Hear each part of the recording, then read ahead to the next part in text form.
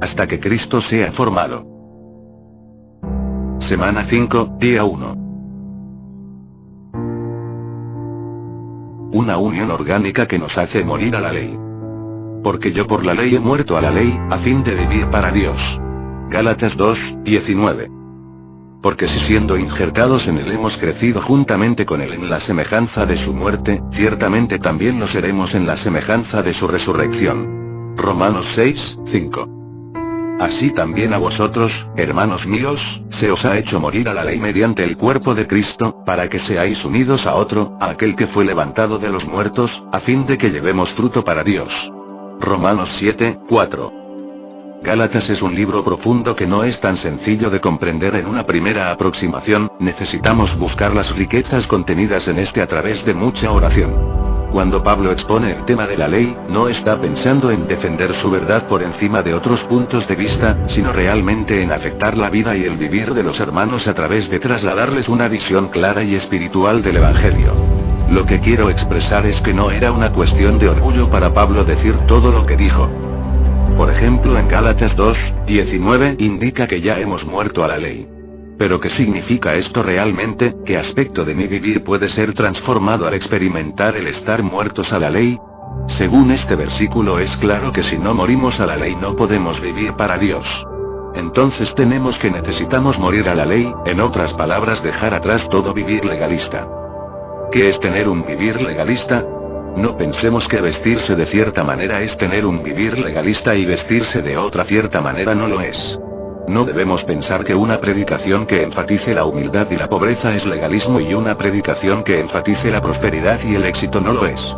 Legalismo es sencillamente vivir según leyes exteriores. No importa qué tipo de leyes sean, aunque sea la misma ley de Dios, nuestro vivir no debe estar sostenido en leyes externas. Debemos aclarar en este punto que la ley de Dios tiene un propósito, el cual es comunicarnos el carácter de Dios, pero necesitamos ver que conocer el carácter de Dios lo que hace es sencillamente exponer nuestra incapacidad de estar a su altura. El Evangelio no son leyes para que las obedezcamos, sino que es tener en nosotros un recurso viviente que es mucho más que la ley, este recurso es Cristo mismo. Ahora vemos que Pablo dice, para mí el vivir es Cristo. Filipenses 1, 19.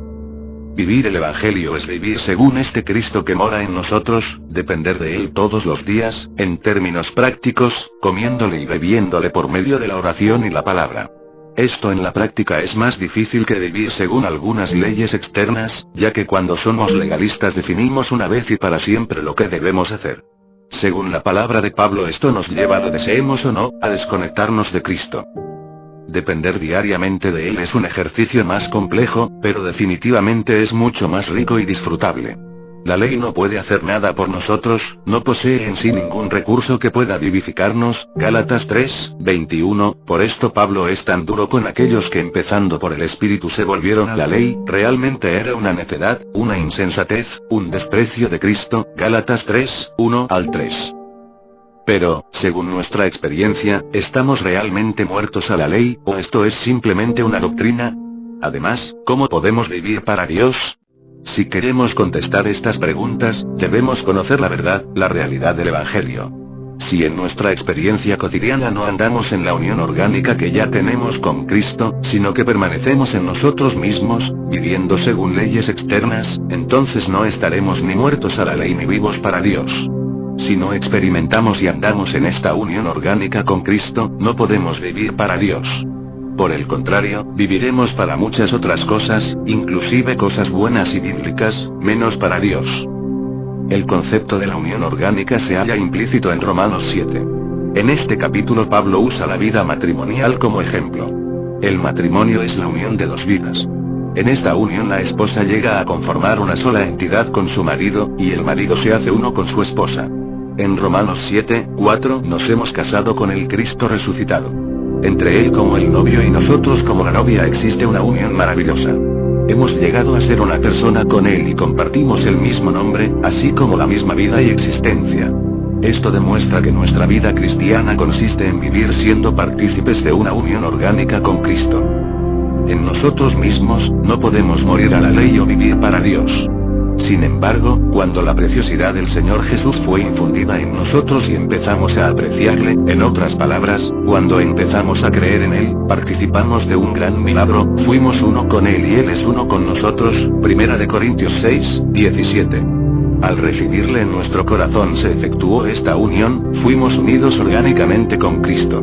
Ahora simplemente debemos vivir en esta unión orgánica todos los días, esto es estar muertos a la ley y vivos para Dios.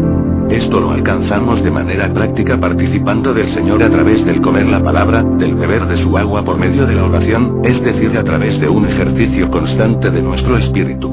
Amén.